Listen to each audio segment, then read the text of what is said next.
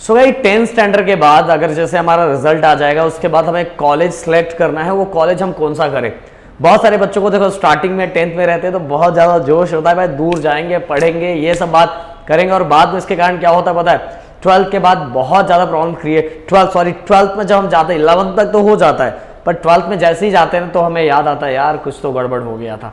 अगर हमने कॉलेज सही सेलेक्ट कर लिया होता ना तो हमें ये प्रॉब्लम नहीं होता, क्योंकि 12th के बाद हमें दूर जाना ही है, दूर जाना पड़ता ही है, क्योंकि दूर जाने के बिना हमें वो कॉलेज नहीं मिलता जिस कॉलेज का प्लेसमेंट बहुत अच्छा है। बहुत सारी चीज़ें देखी जाती है 12th के बाद। बट 10th के बाद अगर हमें कॉलेज सेलेक्ट करना है तो हमें कौन कौन से पॉइंट्स पे ध्यान देना चाहिए। मैं बस 2 पॉइंट बता रहा हूँ, उन पॉइंट पे आपको सबसे ज़्यादा ध्यान देना है।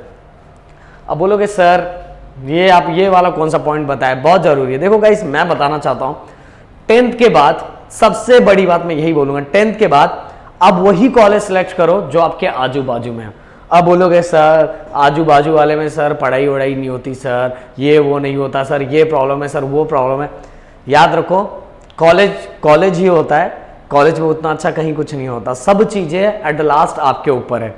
अगर आप मान लो जैसे मैं बोईसर में रहता हूं, अगर मैं बोईसर से बोरीवली डेली ट्रैवल करके क्योंकि मुझे पता है कि मेरी फैमिली इतनी ज़्यादा फाइनेंशियली स्ट्रांग नहीं है, और अगर मेरे पास इतने पैसे नहीं है खर्चा करने के लिए कि मैं उस कॉलेज के बाजू में घर लेके रहूं, तो क्या होगा, मैं डेली ट्रैवलिंग करूंगा। और डेली अगर मैं 1.5 घंटे की भी ट्रैवलिंग कर रहा हूं तो 1.5 घंटा आना, 1.5 घंटा जाना और 1 घंटा सजना और संवरना, तो ये करके टाइम, दिन भर मेरा टाइम बस ट्रैवलिंग एंड वहाँ कॉलेज में। और कॉलेज में जाने के बाद भी स्टार्टिंग में बहुत अच्छा लगेगा, कुछ दिनों के बाद ट्रैवलिंग करने में ही दिमाग खराब होता जाएगा और हमारा पढ़ाई पे से फोकस धीरे धीरे उठता जाएगा।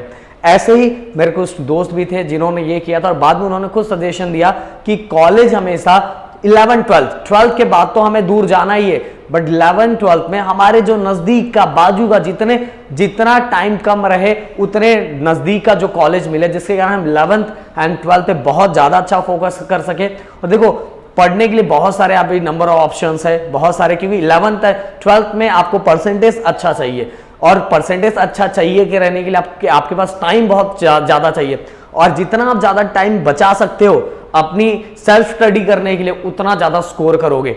अगर आप कॉलेज कोई दूर का सिलेक्ट कर रहे हो, दूर का कोई कॉलेज सिलेक्ट कर रहे हो, तो उसके लिए ये देख लेना कि आप फाइनेंशियली स्ट्रांग हो कि नहीं। अगर स्ट्रांग हो तो वहां का खर्चा उठा सकते हो, वहां सब चीजें कर सकते हो, A to Z सभी चीजें।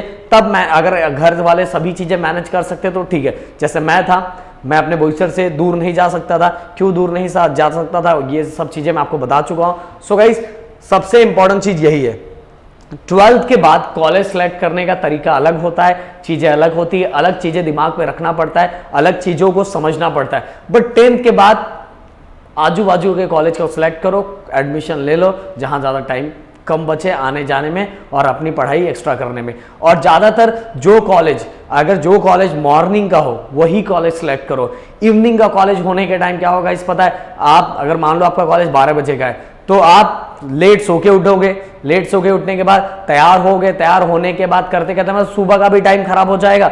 देन इसके बाद कॉलेज जाओगे, शाम को जब आओगे तो थके से रहोगे, और थकने के बाद कॉलेज का होमवर्क वो करते करते खुद की स्टडी करने का टाइम नहीं रहेगा।